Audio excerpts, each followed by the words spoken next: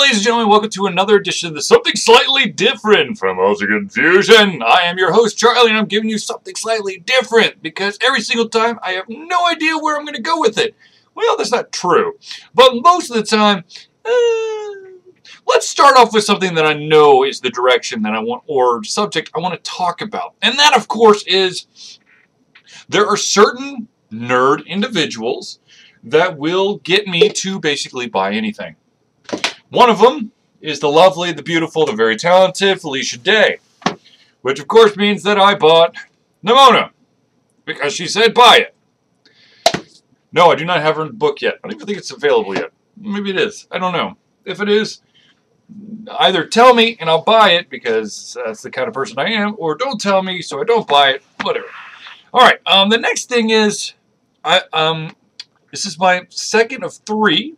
This is a birthday present from my lovely sister, Alex. You might remember her from one of the previous Thursday night hangouts in which she brought the hammer. So here we go. Here's the next new Loot Crate. So of course we have to open it up, right? And of course I don't have anything to open it up with. So we are going to get creative and use nail clippers. And use this, whatever this doodad is. That you clean out the nails or something? I don't know. I don't know what the proper term is. Okay, so, okay, here we go. Flippies. Nice! Alright, well. Oh, hell yes! Alright, first of all, it is a Star Trek air freshener. Always good. I'll see what else we got in here. I'm trying to reserve some of the bigger stuff till later. I think I got another Loot Crate button. I think this is what that is. Yes. I have a Loot Crate button, but it kind of gives away what else is in this crate. Because this, my friends, is the Loot Crate Hero box. And it's got the bat signal on it. So you know what that means. It's time for a little Batman. Oh yes. Get other great DC Comic Q pop figures. This one, of course, is Batman striking a pose on top of, I think it's the, I don't know what building that is. I want to say the Chrysler building. I could be wrong. Let's delve further into the box, shall we? Oh, yes, yes, and more yes. What? A multi-tool Batarang. One multi-tool keychain includes a bottle opener, crosshead screwdriver, and a flathead screwdriver. That is awesome and quite heavy. And sturdy too. So I get to add something else to my overly abundantly populated keychain because seriously? Bottle opener and screwdriver? Must have. Okay, let's see what else we got here. We have a poster. Ooh, a Wonder Woman poster. She can do it. Nice. This is definitely superhero central here. Back into the box. All right, this is this the first? No, okay. The Star Trek one's DC. But here we go, ladies and gentlemen. It's a Zelda sweatband.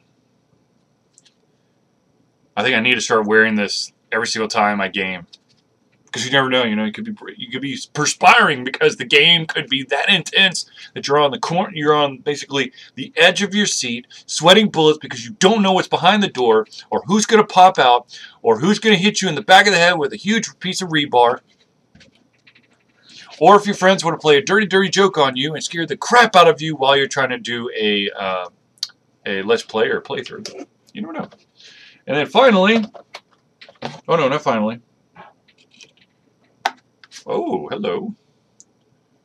I have a free Brawlhalla character that I can unlock. White Fang Nash. Interesting. I have a Brawlhalla code somewhere. Let's see what we got here. This, of course, is the Loot Crate magazine. I'm sure that it tells me exactly what's in there. And let's see what else we have. Because there's one more big item. So let's get to the last big item, shall we? Oops, dropped my phone.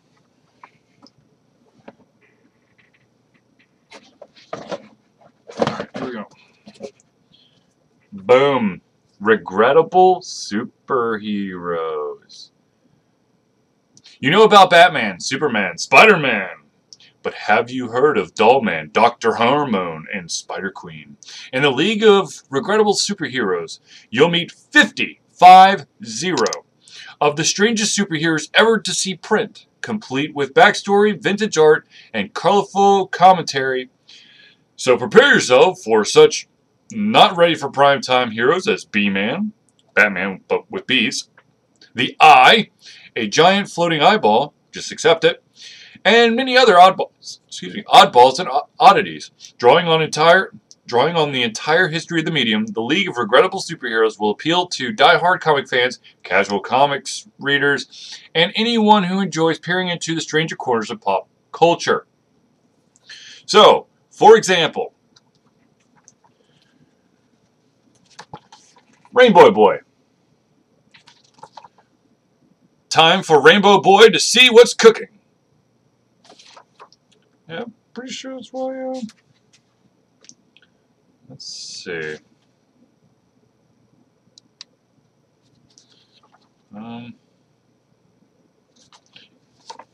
Jigsaw.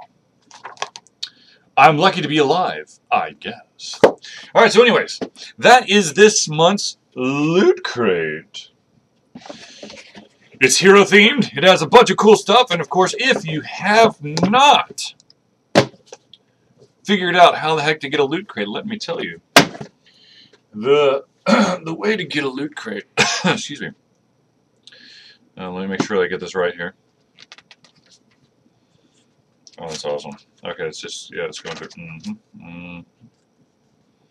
First of all, if you're going to PAX, there's a Loot Crate is going to PAX, so be on the lookout for that. And, I thought there was just Google Loot Crate. I think it's lootcrate.com, but I could be totally wrong. So, anyways, Loot Crate. Check it out. Awesome stuff there. Okay, now for the unknown who the hell would have thunk it part of something slightly different, because you know that I have to do something slightly different. First of all, and I apologize, I was too damn thirsty, so I already poured my Mountain Dew. But have no fear, I still have the cans, because I love Mountain Dew. It is my guilty pleasure. So, bottoms up. Oh yeah. Okay. Is it just me, or has Disney really run out of ideas? Or perhaps they're going the way of the Chia Pet or the Pet Rock. It's been so long that we have to bring back these movies that children of yesteryear watched when they were little, and now that they're parents, we should definitely re-release them so the parents can be like, oh, I remember the day, and let's not just do it animated, let's do live action. Case in point, you have Cinderella, you got Mulan, you got rumors of Little Mermaid, and now they're coming out with the fact that they're going to be doing a Sword in the Stone live action, which I'll actually really want to see, because that would be cool. Now, if you want to go really crazy, what I would love to see, and I know that there's some people out there, I'm looking at you and you and you and you, not you though, it's okay. What I'd really like to see is I would like to see the Lloyd Alexander book taken on again, and perhaps a little bit better. I know, it was one of the dark Disney movies that people want to forget, but the Black Cauldron, come on. Yes, make it happen. Make it so. So yeah, if you want to do a live-action movie of a Disney classic, probably for the wrong classic was for the wrong reason, but since you seem to be going through your entire catalog, make a live-action of Black Cauldron. Or of course, I would not be surprised if The Incredibles was going to get one.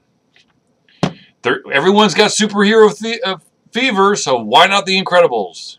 Probably too recent of a movie, but I wouldn't put it past Disney the way they're going. Speaking of bringing shows back, or bringing ideas back, it has been announced in rumor form, I don't know, whatever, that Xena, Warrior Princess, will be coming back. Now here's the even crazier thing. Lucy Lawless is going to play Xena again. I think it'll work. She's still badass. She can still kick some crap, you know. She can still throw the chakram and kick some bad guys' asses and stuff like that. Sure, why not? I mean, we got the Minority Report TV show, or has that already been canceled? Who knows? I don't know. You like my shirt? I'm not going to tell you what it is. I know what it is. Do you know what it is? It's pretty simple if you know the game, but I will be hush-hush on it. All right, so, Ultra Confusion. I feel like there was another thing I needed to talk about, but I don't remember. Oh, yes, conventions. There's 2 conventions coming up rather shortly. The first one is at the end of the week, of course. That is MonsterCon 2015 in Gaffney, South Carolina, home of the Peach Butt, the giant peach. Okay, I went to school in South Carolina. I didn't go to any of the major schools, but I had to drive by that humongous peach every single time. So the nickname of Peach Butt, I think everyone calls it that. If you're not from South Carolina, it might just be offensive. But this year's MonsterCon is going to be in Gaffney, South Carolina. It's going to be held at I think in the area right next to the MonsterCon Cafe. Yes, it's a real place, year-round. And we will be giving 2 panels. And, of course, a fan table. The fan table, I have no idea. I have not seen any outlines of how the floor plan is going to look like. I have seen jack squat. To be honest with you, I mean, I knew that we were going to be given panels because I wasn't told that we weren't. But I had no idea when the panels were going to happen. So, lo and behold, today I was like, I should probably check. So, Friday, we're giving a panel at 3 o'clock. That, of course, will be the destruction of the game industry as we know it. And then, of course, on Saturday at 3 o'clock is so you finish making your indie game and you think you're done. Now, of course, if I was asked, I would have switched the 2 around. But then again, if there was a lot of game developers coming to MonsterCon, which last year there was not really that many, there was actually Uno, and I can understand the second one being the better one there. And also, that one has not been done as many times at MonsterCon. Now, of course, MonsterCon does have a bunch of amazing names that you need to be on the lookout for. Some of them have been around, are, I guess, veterans of MonsterCon, if I can spell that right. So let me tell you real quick some of the guests. Okay. One of the guys that's been to, like, all of these, all the conventions that I end up going to, the vast majority of them are also attended by a guy named Santiago Cirillo, who is a movie guy. Let's see here. Then we got a bunch of Walking Dead people. We got Johnny Alonso showing up. We got Derek Wingo, Kip Tribble, Sonia Thompson. That's Walking Dead again. Salazar, basically Vampire Santa. He's there every year. He's creepy. He looks like Santa, but he's creepy as hell. I'll tell you that right now. Of course, the Maximum Overdrive Green Goblin head will be there, where you could take overly priced pictures of it. See, that's the thing I don't understand. Like, I understand, yes, sometimes you have this, like, amazing relic from the past. All of a sudden, I almost turned into the farmer from Men in Black, so, weird. But anyways, okay, I'm going to be totally honest with you. I've never seen Maximum Overdrive, but from my understanding, that's not a really good film. But then again, maybe there's a cult following so that people flock to the Green Goblin head. I don't know. Let's see here. What else we got here? We've got fandom guests. We've got lots of cosplayers, folks. Lots of cosplayers. Let's see if I recognize any of them. No,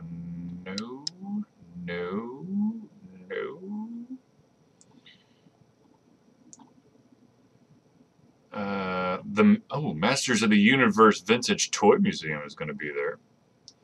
We have some literary guests, some artists, which, yeah, I don't know, and musical guests. Now, of course, you know, Ultra Confusion never gets mentioned, but that's okay. It's okay. I'm not going to hurt my feelings too much. Now, if you're looking for a convention that's a little bit more laid back, but in a little bit more of an intimate setting, it's not humongous. It's not like tiny. It's not going to be like 6 people are going to show up, but it's a convention that I've been looking forward to all year, because I know it's going to be great, because I know that the founder of this convention that we're going to go to in August, he cares about people having a good time, not what big names can I bring to this convention so that maybe I could turn a profit. One of the crazy things, and I've mentioned this before, one of the crazy things that people don't understand about conventions is that the vast majority of conventions don't actually make any money.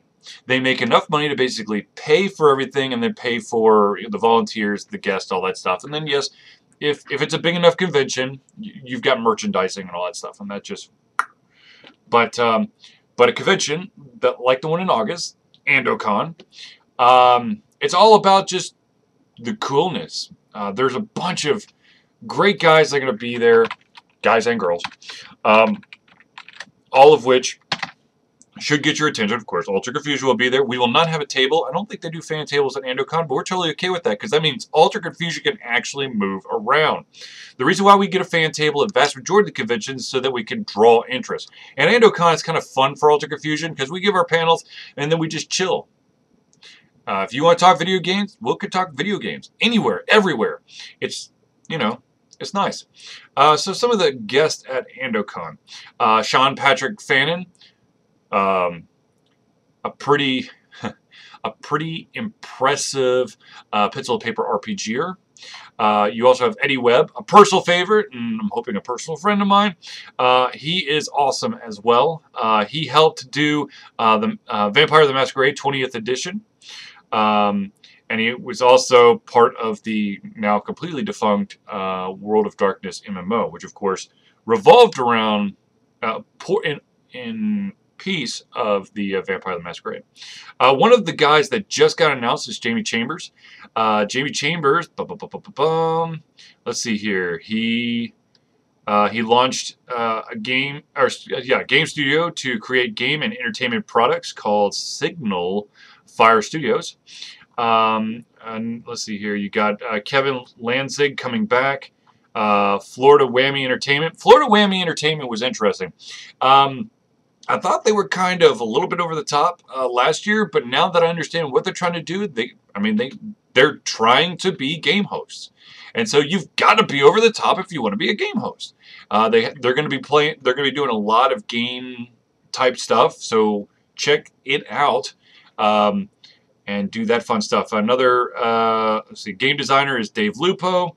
You have Marco Leon, who's in charge of Enter the Shadow Side Destiny, which is one of the many books I have. You got Craig Campbell, who is basically a super GM and is now part of the Nerd Burger podcast. I believe last year I was in charge of recording the punch heard around the convention. If you don't know about it, I'm sorry. You should have attended AndoCon. Jason Stone's going to be there. Terminus Productions. Oh, is that the... Oil and Rope Games, Nerd Burger, and then, of course, Ultra Confusion. So, anyways, AndoCon happens the 15th and 16th of August. It's in Atlanta. If you know the Atlanta area, or perhaps you can use Google Maps, it is being hosted at the Marriott Perimeter. So it's literally right off the highway. So it's not like you got to take 37 miles of back road to get to it. And then, of course, I don't think there's, well, I'm sure that you can find 37 miles of back road somewhere outside of Atlanta, but not, whatever. Anyways, AndoCon. go. If you're in Atlanta, MonsterCon, go. If you're in near the South Carolina, let's see here. What cities? If you're in Greenville, go. Spartanburg, go. If you're in Charlotte, go. There's tons of it's a good opportunity. So anyways, thank you for tuning in to the Ultimate Confusion, something slightly different for myself. Charlie, it's been a pleasure to give you the crazy stuff that's coming out of my mind. And of course, what was in the loot box, or loot crate. Until next time, thank you for tuning in. And remember, we're probably not going to have a Thursday night hangout because Zelius and I will be in transit. Or if we have an internet connection, we'll do it. But I don't know if that's going to happen. So anyways, at the very least, check out what we're going to be giving you from MonsterCon come this weekend.